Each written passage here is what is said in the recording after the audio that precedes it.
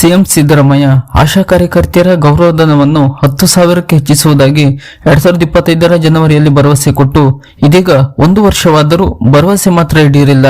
ಹೀಗಾಗಿ ಫೆಬ್ರವರಿ 12ರಂದು ಆಶಾ ಕಾರ್ಯಕರ್ತೆಯರು ರಾಜ್ಯಾದ್ಯಂತ ಮುಷ್ಕರ ನಡೆಸಿ ಸರ್ಕಾರಕ್ಕೆ ಕೊನೆಯ ಎಚ್ಚರಿಕೆಯ ಸಂದೇಶ ರವಾನಿಸಿದ್ದಾರೆ. ಹೌದು, ಆಶಾ ಕಾರ್ಯಕರ್ತೆಯರು ಗೌರವಧನ ಹೆಚ್ಚಿಸುವ ಸಲುವಾಗಿ ಹಾಗೂ ವಿವಿಧ ಬೇಡಿಕೆಗಳನ್ನು ಮುಂದಿಟ್ಟು ರಾಜ್ಯದೆಲ್ಲೆಡೆ ಇರುವ 42,000ಕ್ಕೂ ಹೆಚ್ಚು ಆಶಾ ಕಾರ್ಯಕರ್ತೆಯರು ಫೆಬ್ರವರಿ 12ರಂದು ರಾಜ್ಯಾದ್ಯಂತ ಮುಷ್ಕರ ನಡೆಸಿ ಸಿಎಂ ಸಿದ್ದರಾಮಯ್ಯ ಸರ್ಕಾರಕ್ಕೆ ಎಚ್ಚರಿಕೆಯ ಸಂದೇಶ ರವಾನಿಸಿ ಮನವಿಯನ್ನು ಸಲ್ಲಿಸಿದ್ದಾರೆ. ಇನ್ನು ಆಶಾ ಕಾರ್ಯಕರ್ತೆಯರ ಪ್ರಮುಖ ಬೇಡಿಕೆ ಆಶಾ ಕಾರ್ಯಕರ್ತೆಯರಿಗೆ ಮಾಸಿಕ 15,000 ರೂಪಾಯಿ ಗೌರವಧನ ನಿಗದಿಪಡಿಸಬೇಕು. ನಗರ ಭಾಗಗಳಲ್ಲಿ ಕೆಲಸ ಮಾಡುವವರಿಗೆ ಹೆಚ್ಚುವರಿಯಾಗಿ 2,000 ಅಂದರೆ ಒಟ್ಟು 17,000 ರೂಪಾಯಿ ಗೌರವಧನ ಕೊಡಬೇಕು ಎಂಬ ಬೇಡಿಕೆ ಇಟ್ಟಿದ್ದಾರೆ.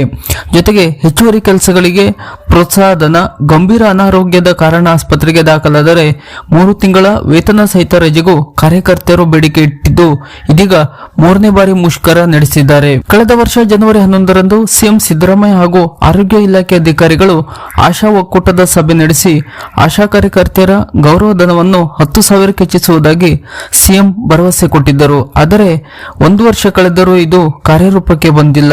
ಇಂದಿಗೂ ಆಶಾ ಕಾರ್ಯಕರ್ತೆಯರು 8,000 ರೂಪಾಯಿ ಮಾಸಿಕ ಗೌರವಧನಕ್ಕೆ ದುಡಿಯುತ್ತಿದ್ದಾರೆ.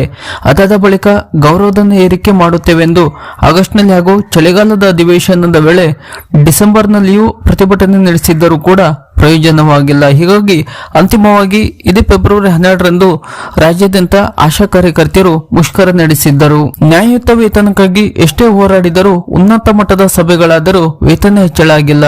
ಕೆಲಸಗಳು ಮಾತ್ರ ಹೆಚ್ಚಾಗುತ್ತಲೇ ಇವೆ.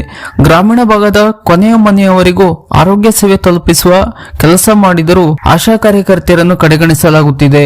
ಈ ಬಾರಿಯ ಬಜೆಟ್ನಲ್ಲಾದರೂ ಸರ್ಕಾರ ಆಶಾ ಕಾರ್ಯಕರ್ತೆಯರ ಅಹವಾಲು ಆಲಿಸುತ್ತದೆ ಎಂಬ ನಿರೀಕ್ಷೆಯಲ್ಲಿದ್ದೇವೆ ಎಂದು ಆಶಾ ಕಾರ್ಯಕರ್ತೆಯರು ಮುಷ್ಕರದ ವೇಳೆ ಮಾಧ್ಯಮದವರಿಗೆ ಮಾಹಿತಿ ಹಂಚಿಕೊಂಡಿದ್ದಾರೆ. ಆದರೆ ಆರೋಗ್ಯ ಸಚಿವರಾದ ದಿನೇಶ್ ಗುಂಡೂರಾವ್ ಅವರು ಹೆಚ್ಚು ಜನರು ಇರುವ ಕಡೆ ಕೆಲಸ ಮಾಡುವ ಆಶಾ ಕಾರ್ಯಕರ್ತೆಯರು ಪ್ರೋತ್ಸಾಹಧನದ ರೂಪದಲ್ಲಿ ಈಗಾಗಲೇ 9,500ದಿಂದ 10,500 ತನಕ ದುಡಿಯುತ್ತಿದ್ದಾರೆ ಎಂದು ಮಾಹಿತಿ ಹಂಚಿಕೊಂಡಿದ್ದಾರೆ. ಕೇಂದ್ರ ಸರ್ಕಾರದ ಕಾರ್ಮಿಕ ವಿರೋಧಿ ನೀತಿಯನ್ನು ರಾಜ್ಯ ಸರ್ಕಾರ ಅನುಷ್ಠಾನಗೊಳಿಸಬಾರದು ಎಂದು ಕೂಡ ಈ ಸಮಯದಲ್ಲಿ ಒತ್ತಾಯಿಸಲಾಗಿದೆ. ಸಿಐಟಿಯು ಮುಖಂಡ ಲಕ್ಷ್ಮಣ ಹಂದ್ರಾಳ್ ಮಾತನಾಡಿ, ಕಾರ್ಮಿಕರ ಪರವಾಗಿರುವ 29 ಕಾನೂನುಗಳನ್ನು ರದ್ದುಗೊಳಿಸಿ 4 ಕಾರ್ಮಿಕ ಸಂಹಿತೆಗಳನ್ನು ರೂಪಿಸಿ ಇಎಸ್ಐ, ಪಿಎಫ್ ಹಾಗೂ ಬೋನಸ್ ಹಕ್ಕುಗಳಿಂದ ವಂಚಿತರನ್ನಾಗಿಸುವ ಆತಂಕವಿದೆ.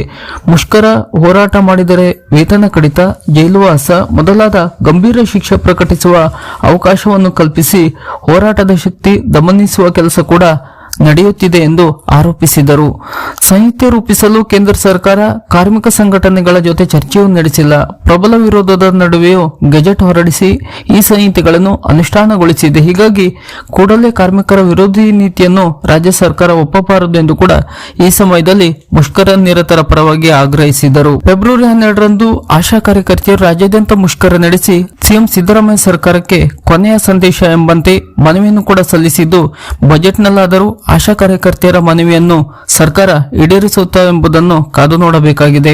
ಆಶಾ ಕಾರ್ಯಕರ್ತೆಯರಿಗೆ ಸಂಬಂಧಪಟ್ಟಂತ ಸರ್ಕಾರದ ಇತರದ ಇನ್ನಷ್ಟು ಮಾಹಿತಿಗಳಿಗಾಗಿ ನಮ್ಮ ಚಾನೆಲ್ ಅನ್ನು ಸಬ್ಸ್ಕ್ರೈಬ್ ಮಾಡಿ ನಮ್ಮನ್ನು ಕೂಡ ಬೆಂಬಲಿಸಿ. ನಮಸ್ಕಾರ.